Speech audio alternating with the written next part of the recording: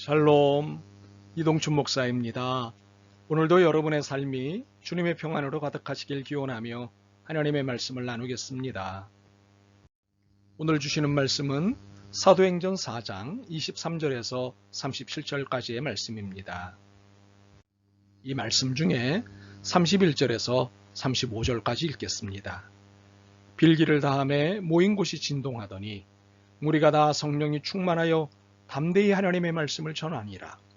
믿는 무리가 한 마음과 한 뜻이 되어 모든 물건을 서로 통용하고 자기 재물을 조금이라도 자기 것이라 하는 이가 하나도 없더라.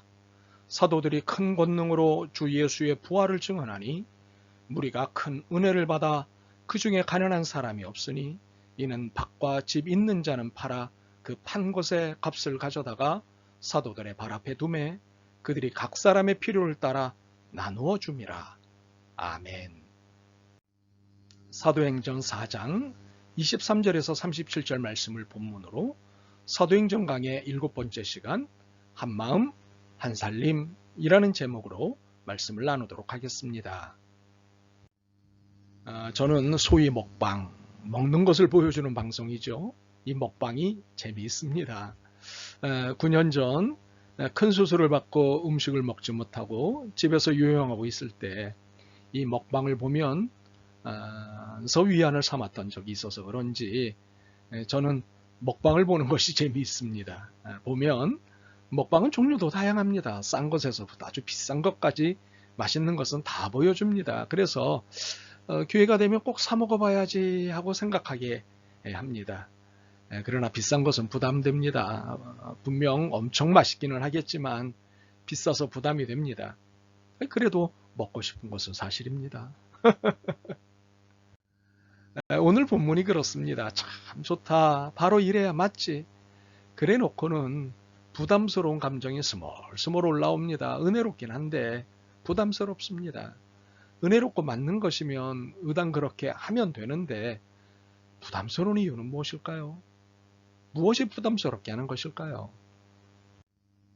베드로와 요한이 옥에 갇혔다가 풀려났습니다. 예수님의 부활을 전했다는 이유, 그리고 권세도 없는 것들이 병자를 고쳐놓았다는 이유로 옥에 갇혔습니다. 그러나 가둘 수 있는 명분보다 불구인 거린이 예수 그리스도의 이름으로 고침을 받았다는 사실이 더 큰 힘이었기에 옥에서 풀려났습니다. 참으로 명분은 사실을 이기지 못합니다. 풀려난 베드로와 요한은 동료들에게가 그간의 과정을 소상히 보고하였습니다. 특히 제사장들과 장로들이 한 말, 절대로 예수의 이름으로 말하지도 말고 가르치지도 말라고 한 말을 전했습니다. 물론 이 명령에 베드로가 대답한 것도 함께 보고했습니다. 하나님의 말씀을 듣는 것보다 당신들의 말을 듣는 것이 하나님 보시기에 옳은 일인가를 판단해 보십시오. 우리는 보고 들은 것을 말하지 않을 수 없습니다. 베드로의 보고를 들은 동료들은 그 순간 한마음이 되었습니다. 그리고 24절에서 30절에 신앙 고백을 하였습니다. 이들이 한마음으로 고백한 것은 이 현실을 이미 알고 계신다는 사실이었습니다. 이미 오래전 다윗의 입을 통하여 성령으로 이 사실을 말씀하셨음을 고백하였습니다. 그리고 현재 헤롯과 본디오 빌라도는 이방인과 이스라엘 백성과 합세하여 하나님의 권능과 뜻대로 이루려고 예정하신 그것을 행하고 있다는 사실을 고백하였습니다. 참으로 신앙인인 우리에게 무엇보다 중요한 것은 하나님이 이미 알고 계시다는 사실입니다. 혹자에게는 이 사실이 불편할 수도 있습니다. 모르게 했는데 알고 계시다니 이 얼마나 불편합니까? 못된 것일수록 알지 못하게 하려는 태도가 우리에게 있기 때문입니다. 물론 양심은 살아있다는 증거이기도 합니다만 못된 것은 여지가 없습니다. 그러나 하나님이 이미 알고 계시다는 것은 불편이 아니라 안심입니다. 내가 지금 어떤 형편과 현실을 마주하고 있는지 아신다는 것은 나를 어떻게 인도하실지를 계획하셨다는 것을 의미하기 때문입니다. 베드로와 요한의 동료들은 이것을 신앙했기에 이렇게 간구할 수 있었습니다. 주여 이제도 그들의 위협함을 굽어보시옵고. 29절입니다. 우리가 복음의 역사적 사실을 확신할수록 고백과 간구는 분명해집니다. 하나님이 아시오니 굽어 살피시옵소서. 하나님이 하신다는 것은 안심이고 자신감입니다. 그러므로 절대로 예수의 이름으로 말하지도 말고 가르치지도 말라는 등과 같은 여러 협박에 굴하지 마십시오. 그리고 회유에도 굴하지 마십시오. 그럴 필요가 전혀 없기 때문입니다. 하나님이 다 알아서 인도하시기 때문입니다. 오직 우리는 바울이 디모데에게 권한 것처럼 너는 배우고 확신한 일에 거하기만 하면 됩니다. 제자들은 하나님이 자신들이 마주한 현실을 잘 알고 계신다는 사실에 대한 확신을 갖게 되자 사명을 위한 기도로 이어집니다. 29절입니다. 종들로 하여금 담대히 하나님의 말씀을 전하게 하여 주시옵소서. 제자는 하나님의 말씀을 따라 살기 위해서뿐만 아니라 전하기 위해서도 부름을 받은 사람입니다. 제자들은 이 사실을 알고 있었지만 협박과 회유라는 현실 앞에 움츠려져 있었습니다.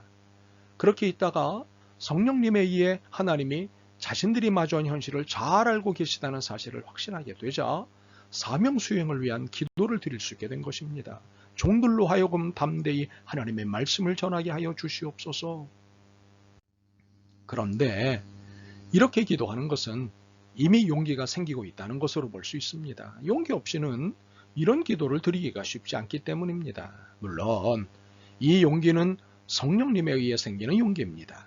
성령님께서 하나님에 대한 사실을 깨닫게 하시고 그에 대한 확신을 갖게 하셨기에 이런 용기가 생기는 것입니다. 그러므로 우리의 신앙 행동에 있어 그 출발점은 성령 충만입니다. 기본적으로 복음을 거부하는 이 세상에서 신앙 행동을 하기 위해서는 용기가 필요합니다. 그런데 이 용기는 육적 용기가 아니라 영적 용기입니다. 우리의 세상과의 밀당은 영적 밀당이기 때문입니다. 그러므로 성령 충만해야 영적 용기가 공급될 수 있습니다. 그런데 성령 충만으로 인해 용기가 생기면 베드로와 같은 용기가 생깁니다.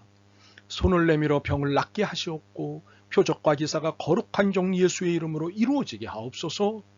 이것은 사도행전 3장에서 베드로가 보였던 신앙 행동입니다. 은과 금은 내게 얻거니와 내게 있는 이것을 내게 주노니 나사렛 예수 그리스도의 이름으로 일어나 걸으라. 하나님의 기적을 기대하는 마음, 즉 용기가 생깁니다. 바로 이 용기에 하나님은 응답하십니다. 빌기를 다함에 모인 곳이 진동하더니 무리가 다 성령이 충만하여 담대히 하나님의 말씀을 전하니라. 31절입니다. 그런데 사실 이것은 기적의 시작에 불과합니다. 수준 높은 기적은 한 마음과 한 살림에 있습니다. 32절에서 37절입니다. 믿는 무리가 한 마음과 한 뜻이 되어 모든 물건을 서로 통용하고 자기 재물을 조금이라도 자기 것이라 하는 이가 하나도 없더라. 사도들이 큰 권능으로 주 예수의 부활을 증언하니 무리가 큰 은혜를 받아 그 중에 가난한 사람이 없으니 이는 밭과 집 있는 자는 팔아 그 판 것의 값을 가져다가 사도들의 발 앞에 두매 그들이 각 사람의 필요를 따라 나누어 줌이라. 구브로에서 난 레이족 사람이 있으니 이름은 요셉이라. 사도들이 일컬어 바나바라 번역하면 위로의 아들이라 하니 그가 밭이 있음에 팔아 그 값을 가지고 사도들의 발 앞에 두니라. 저는 한 마음과 한 살림을 두고 수준 높은 기적이라고 했습니다. 이유가 무엇일까요? 이 일은 좀처럼 일어나는 일이 아니기 때문입니다. 너무 좋은 것이고 어쩌면 당연한 것이기도 한데 이 일은 좀처럼 일어나지 않습니다. 그래서 수준 높은 기적일 수밖에 없는 것입니다. 바로 이것이 서두에서 말씀드렸던 은혜롭긴 한데 부담스러운 일입니다.